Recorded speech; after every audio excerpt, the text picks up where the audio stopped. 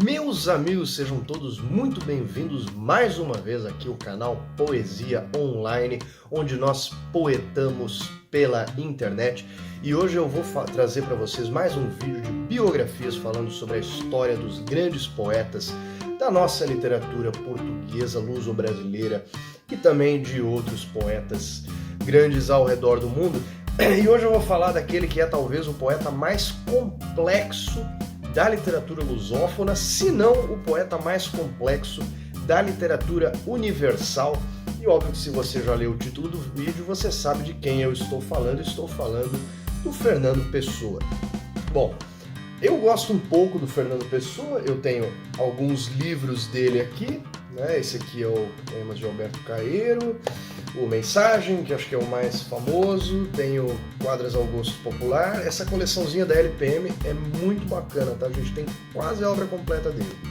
Aqui o livro do Desassossego também, eu acho um pouco superestimado, mas tudo bem, tá na coleção, é legal também. Bom, todos esses livros do Fernando Pessoa, que vocês podem imaginar que eu gosto um pouquinho da obra dele, mas Guilherme, por que o Fernando Pessoa é tão importante assim? Bom, o Fernando Pessoa, ele se destacou pela obra poética, ele escreveu prosa também, o livro do Desassossego é escrito em prosa, mas ele se destacou principalmente pela obra poética e por ser um dos fundadores do modernismo em Portugal. Ok, mas isso não parece nada muito surpreendente. Existem criadores ou inauguradores do modernismo no Brasil, que são também muito bons e tudo mais, beleza.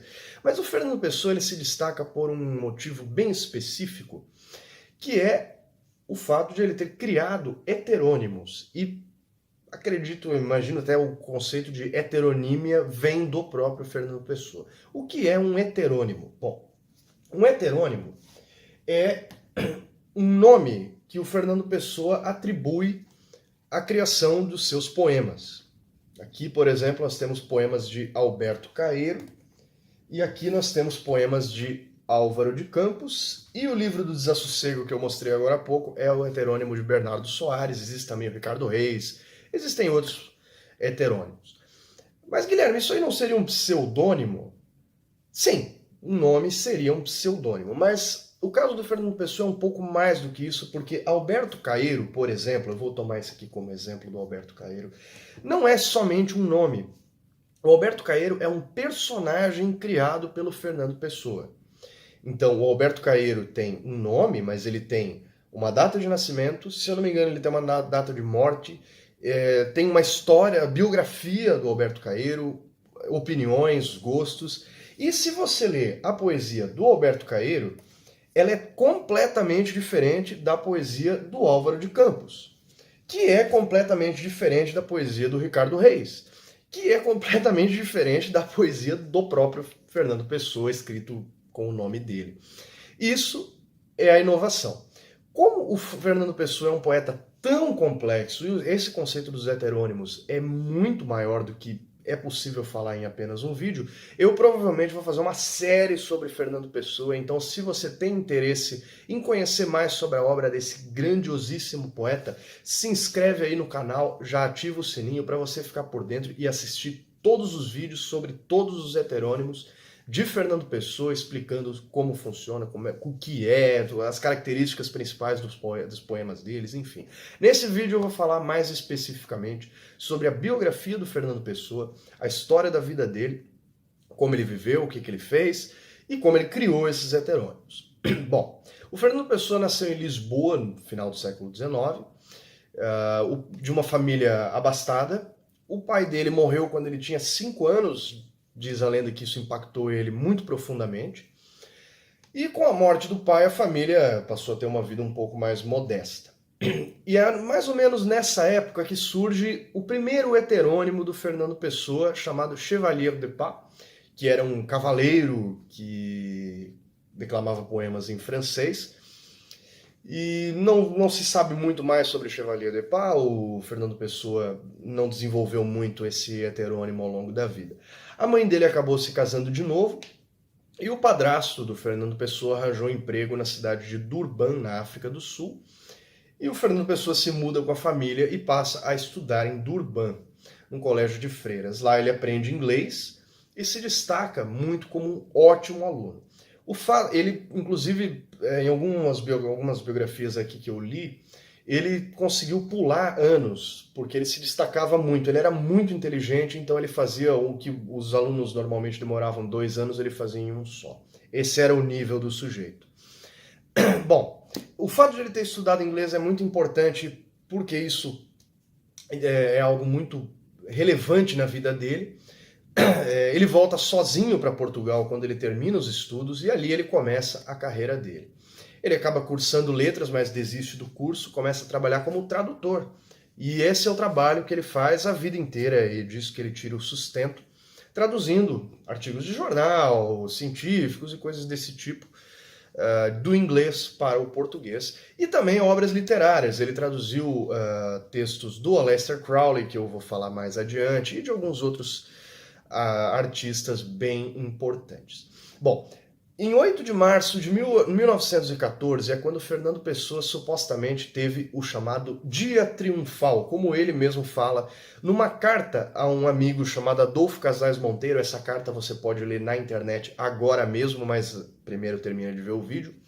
E nesse Dia Triunfal ele diz na carta que ele criou todos os heterônimos nesse dia e toda a obra, ou a maior parte da obra, num único dia. Eu também não acredito nisso. Porque olha, gente, olha o tamanho desse livro aqui. Poemas de Álvaro de Campos. Olha a espessura. Não é o mais longo, mas você acha que alguém escreve um troço desse em um dia? Eu duvido. Tá? Então ele não criou tudo num dia, mas ele diz o Dia Triunfal. E tudo bem, não vou duvidar do grande Fernando Pessoa, né? Quem sou eu para fazer isso? Bom, ele participou ativamente da revista Orfeu. A revista Orfeu é algo muito importante na história da literatura em Portugal, porque foi o que deu início ao movimento modernista. O Fernando Pessoa em conjunto com Adolfo Casais Monteiro, não, Mário de Sá Carneiro, que era um outro poeta muito importante do modernismo português.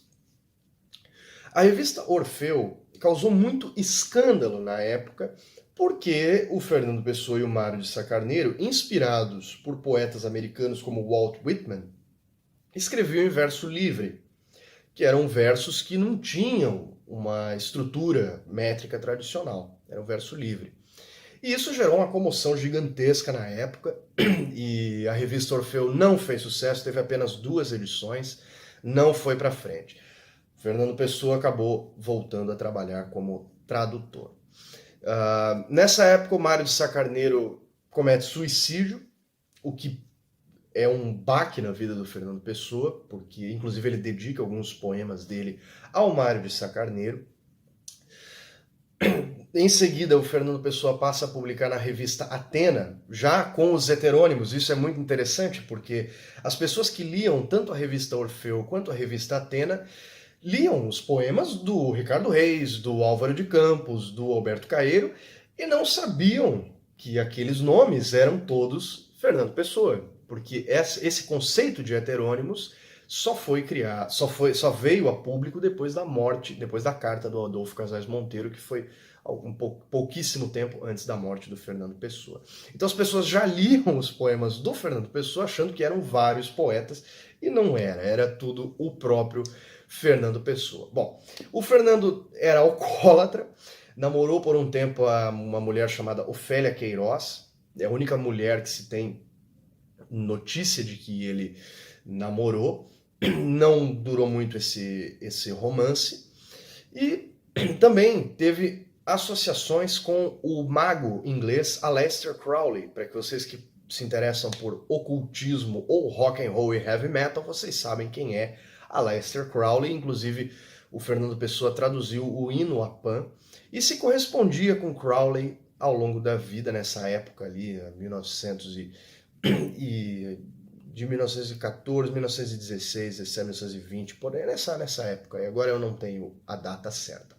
O Aleister Crowley, tem uma lenda que se conta sobre isso. Eu vou contar essa lenda rapidinho para vocês, da relação do Pessoa com o Crowley, porque o Aleister Crowley ele já era reconhecido na época como uma personalidade inglesa, europeia em geral. E ele era uma pessoa muito controversa, ele adorava uma controvérsia. Então ele foi visitar o Fernando Pessoa em Portugal e lá ele simulou o próprio suicídio. O Crowley, não o Pessoa. O Crowley simulou o próprio suicídio. E o Fernando Pessoa ajudou a divulgar a ideia de que Crowley teria cometido suicídio se jogando no rio. Obviamente, essa história foi desmentida rápido. Isso gerou uma comoção gigantesca na Europa. Crowley eventualmente apareceu vivo e descobriu-se que não era nenhum suicídio. Essa é uma história bem interessante para quem quiser ler mais. Se fala bastante na biografia do Crowley, que eu tenho aqui em casa, mas não está aqui comigo, que é a biografia de um mago, do Johann Reis, se eu não me engano. Vocês podem ler essa história lá, ele cita o Fernando Pessoa também. Bom, o único livro que o Fernando Pessoa realmente publicou completo em vida é este aqui, é o Mensagem, que é o livro mais conhecido, é também um dos únicos livros que o Fernando Pessoa publicou com o próprio nome e não sob um heterônimo. E esse livro, ele é muito interessante. Eu não acho a melhor parte da obra do Fernando Pessoa, para ser sincero. Eu gosto mais das obras dos heterônimos, mas tem coisa interessante no Mensagem também. Caso você queira um vídeo especificamente sobre o Mensagem, eu posso fazer, deixa aí nos comentários se você quer um vídeo sobre este livro em específico. Mas esse livro tem uma história interessante também, porque surgiu em Portugal o prêmio Antero de Quental. Antero de Quental, caso você ainda não saiba, é um poeta português do período romântico, também uma história interessantíssima, eu vou falar sobre ele em outro vídeo. O prêmio Antero de Quental. E o Fernando Pessoa se inscreve com este livro, Mensagem. E os organizadores, óbvio que entre os inscritos desse concurso, o livro Mensagem era o que tinha mais relevância e mais qualidade, óbvio. Eu não li os outros, nunca, aliás, eu não sei nem direito quais são os outros. Isso já demonstra que Mensagem era realmente um livro que merecia ganhar, mas não ganhou. Diz a lenda, existem vários motivos que a galera fala por que Mensagem não foi o vencedor do prêmio Antero de Quental. Quem ganhou foi o padre Vasco Reis, por um livro chamado Romaria, que hoje é completamente esquecido, até para achar na internet não é muito fácil. Eu já dei uma olhada nesse livro, já encontrei na internet, mas não é tão fácil. É um livro completamente esquecido pela história. Mas ganhou o primeiro prêmio e Fernando Pessoa ficou com o segundo prêmio, com o livro Mensagem, o que também já se sabia na época que era uma baita injustiça, porque Mensagem era um livro muito superior. Diz a lenda que o motivo pelo qual Fernando Pessoa ganhou o segundo prêmio e não o primeiro era porque ele era escrito em grande parte em verso livre, o que não era tão bem visto na época, e também porque os jurados ali não gostavam de uma pegada, eram salazaristas, eram muito conservadores, não gostavam de uma pegada mais moderna que o Fernando Pessoa representava. Bom, Fernando Pessoa, então, viveu em bastante pobreza, na verdade. O salário dele como tradutor não era grande coisa, ele vivia uma vida muito simples.